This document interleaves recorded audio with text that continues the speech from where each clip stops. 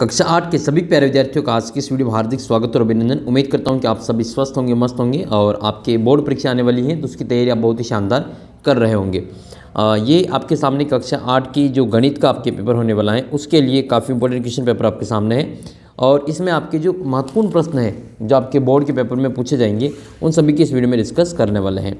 तो वीडियो को शुरू से अंत तक देखना तथा आपने अगर ऐप के ऊपर पुराने पेपर वगैरह आपको देखने हैं, टेस्ट वगैरह देखना है तो आप ऐप के ऊपर जाके देख सकते हैं और रोजाना आप ऐप के ऊपर टेस्ट भी दे सकते हैं। आपके लिए ऐप के ऊपर 49 रुपये में टेस्ट सीरीज़ उपलब्ध है। आज अगर आप इसको लेते हैं तो आप इसको 49 रुपये में परचेज कर सकते हैं। वीडियो का डिस्क्रिप्शन बॉक्स में इसका आपको लिंक मिल जाएगा। प्ले स्टोर से आप ऐप को डाउनलोड कर लें और आप 49 रुपये में टेस्ट सीरीज ज्वाइन कर सकते हैं। इस टेस्ट सीरीज़ के अंतर्गत जो बच्चे टॉप 3 बच्चे रहेंगे उन टॉप 3 बच्चों को मेरी ओर से आपको 1100 रुपये की जो पुरस्कार राशि वो मिलने वाली है। साथ ही अगर आप जो मेरिट में आएंगे तो आपको जो बोर्ड की ओर से, सरकार की ओर से आपको टैबलेट भी मिलेगा। तो ये सभी आप अच्छे से तैयारी करेंगे तो आपको जो बहुत ही शानदार फायदा होगा और आपका जो पूरा सपना है वो होगा। पहला प्रश्न आपके सामने है कि 2/3 का आपको गुणात्मक प्रतिलोम ज्ञात करना है कि 2/3 का जो गुणात्मक प्रतिलोम है वो क्या होगा। तो 2/3 का जो गुणात्मक प्रतिलोम है, जब भी गुणात्मक प्रतिलोम पूछे तो आपको उल्टा कर देना है, बट्टे वाली को ऊपर नीचे चेंज करनी है। तो 2/3 का 3/2 हो जाएगा और 3/2 का 2/3 हो जाएगा। ये 3/2 है तो इसका 2/3 उत्तर आएगा। तो 2/3 आपके ऑप्शन नंबर ब में दे रखा है। अगर ये गुणात्मक की तरफ आपसे पूछे योगात्मक प्रतिलोम, गुणात्मक की जगह पे क्या पूछे, योगात्मक पूछे तो फिर आपको निशान चेंज करना होता है, प्लस का माइनस, माइनस का प्लस करते हैं। अगला सवाल आपके समीकरण दे रखी है आपको 5/x बराबर 2। इसमें आपको x का मान ज्ञात करना है। तो x का मान ज्ञात करने के लिए 2 को इधर और x को इधर ले आएंगे तो पक्षांतर करेंगे तो x बराबर क्या आ जाएगा, 5/2 आ जाएगा। 5/2 आपके ब वाले उत्तर में दे रखा है। अगला क्वेश्चन आपके ये है कि n भुजा वाले बहुभुज के अंतःकोणों का योगफल कितना होता है। तो n भुजा वाले बहुभुज के अंतःकोणों का योगफल का जो फॉर्मूला होता है वो n-2 × 180 होता है। n-2 × 180 ये इसका करेक्ट आंसर रहेगा। ये इसका जो फॉर्मूला आपको याद रखना है। नेक्स्ट क्वेश्चन है फिर आपके, अच्छा इस फॉर्मूले से आपको 3 जो बहुभुज है उनके अंतःकोणों का योगफल बताना है। एक तो त्रिभुज के अंतःकोणों का योगफल कितना होगा, चतुर्भुज के चारों अंतःकोणों का योगफल और एक पंचभुज के अंतःकोणों का योगफल आपको कमेंट करके बताना है। 80 तथा 81 के वर्गों के मध्य में कितनी संख्याएं आपको है वो आपको यहाँ पे बतानी है।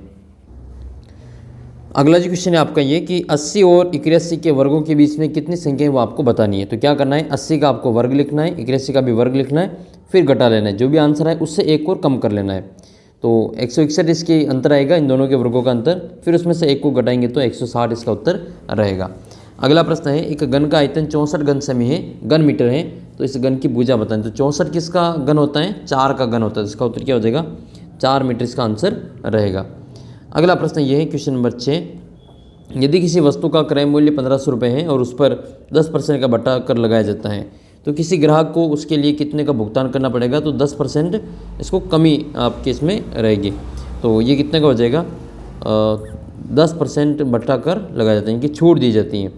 तो ये आपके इसमें बटा कर 10% हो जाएगा। तो 1500 का जो 10% कितना हो जाएगा, 1500 × 10 और बटे में आएगा आपके 100। 2 0 से 2 0 कट जाएगा, 15 को 10 से गुणा करें तो 150। तो ये 150 घटाएंगे 1500 में से, तो 1500 में से 150 घटाएंगे तो 1350 इसका उत्तर रहेगा। तो इसका उत्तर 1350 आ जाएगा। इसमें आपको समान पद बताना है। तो देखो ये तो ABBA है और ये ABCBA, ABB3A और 5BBC है। तो ये 3 तो नहीं है, पहला वाला इसमें आपके ABBA वाला समान पद रहेगा। अगला क्वेश्चन आपके ये, इसको आपको मानक रूप में लिखना है। तो इसका मानक रूप पॉइंट यहाँ लगेगा। तो पॉइंट के बाद में कितने जीरो हैं, 1 2 3 4 5 6 7 8। तो 10 की घात 8 वाला इसका उत्तर रहेगा। ऑप्शन नंबर ब इसका करेक्ट आंसर रहेगा।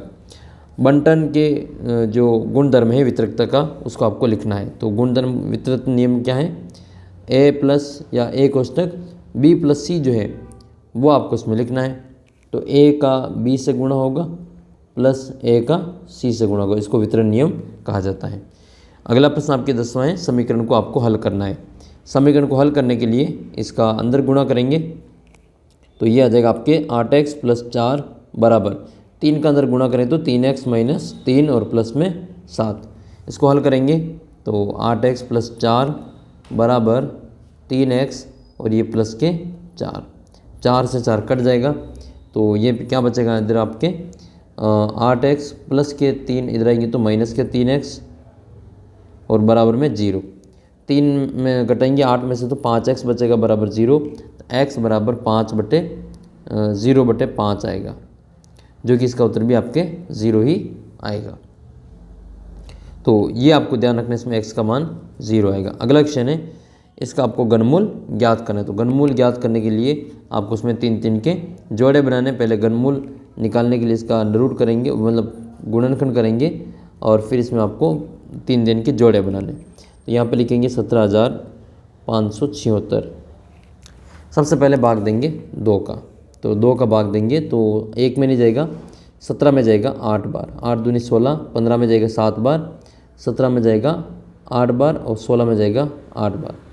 फिर 2 का भाग देंगे तो 4 बार, फिर 3 बार, फिर 9 बार, फिर 4 बार। फिर 2 का भाग देंगे 4 में 2 बार, 3 में 1 बार, 19 में 9 बार और ये 14 में 7 बार। अब 2 का भाग नहीं जाएगा तो 3 का भाग इसमें देंगे, तो 3 का भाग देंगे।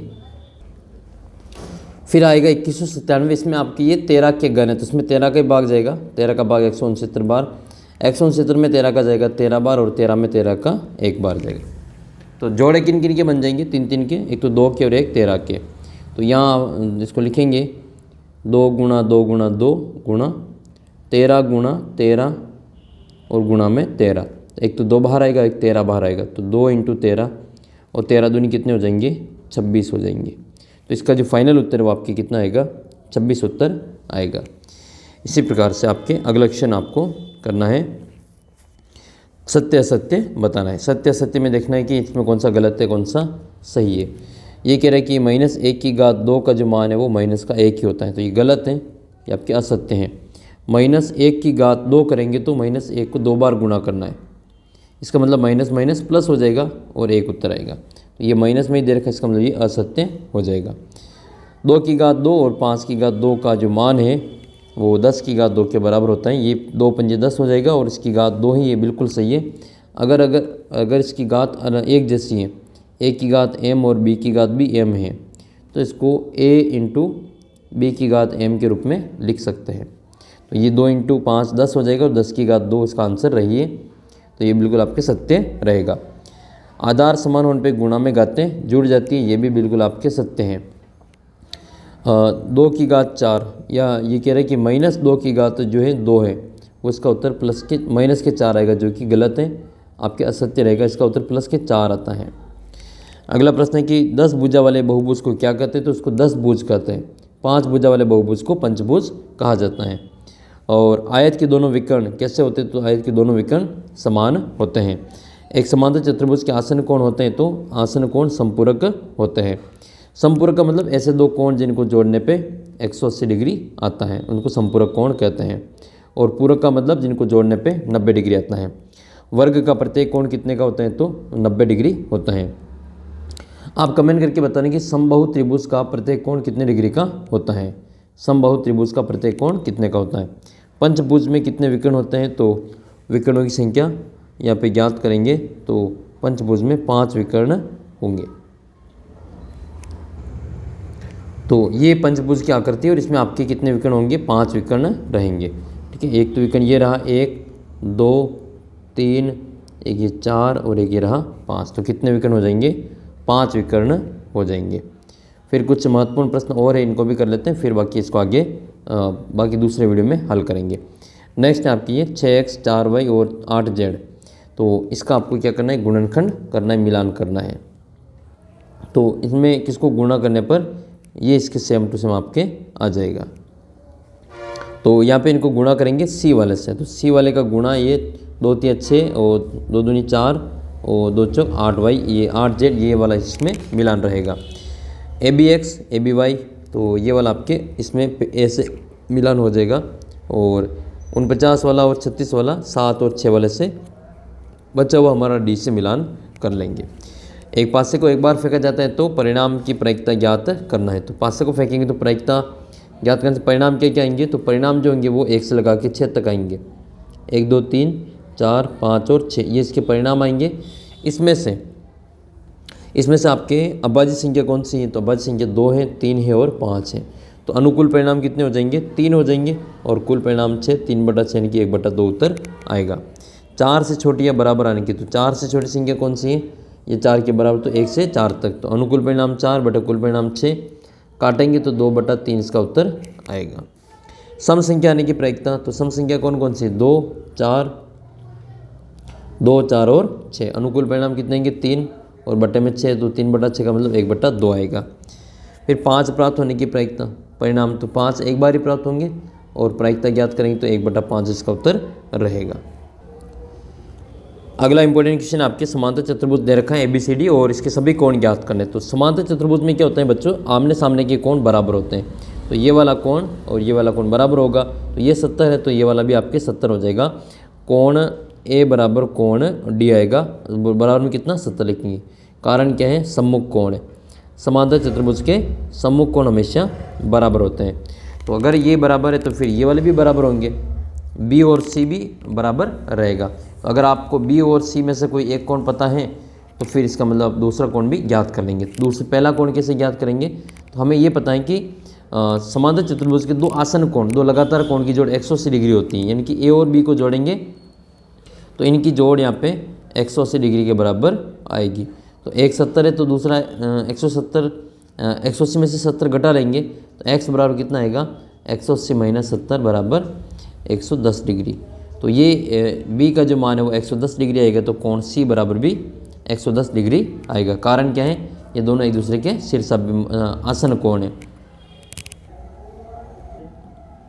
एक क्वेश्चन आपके ग्राफ का पूछा जाएगा, तो ये आपको ग्राफ बनाना है, जमा धन और ब्याज राशि। तो इसमें क्या करना है, ऊपर वाली लाइन x अक्ष पे ले लेनी है, नीचे वाली लाइन y अक्ष पे ले लेनी है।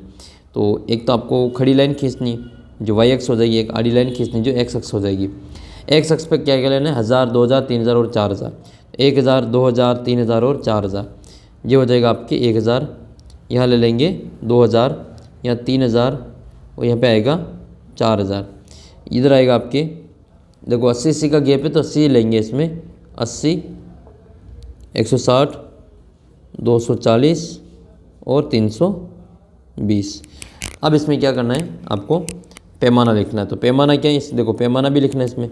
तो पैमाना जो है आपको यहाँ पे लिखना है, पैमाना इधर साइड में लिखेंगे कि x अक्ष पे तो पैमाना है, ये x अक्ष है, ये x अक्ष पे एक बड़ा खाना बराबर ये आपके 1000 रुपये हैं और इधर ब्याज दे रखा है y अक्ष पे, तो ये एक बड़ा खाना बराबर 80 रुपये इसका ब्याज है। तो ये तो आ जाएगा आपके जमा धन और रुपयों में, ठीक है, और इधर आएगा आपके ब्याज। तो ब्याज जो है वो आपके इधर आ जाएगा रुपयों में। तो यहाँ पे फर्स्ट वाला क्या है, 1000 का ब्याज 80 रुपये, तो यहाँ पे 80 का आ जाएगा। 2000 का ब्याज 160 रुपये, तो यहाँ पे आ जाएगा 2000 का 160।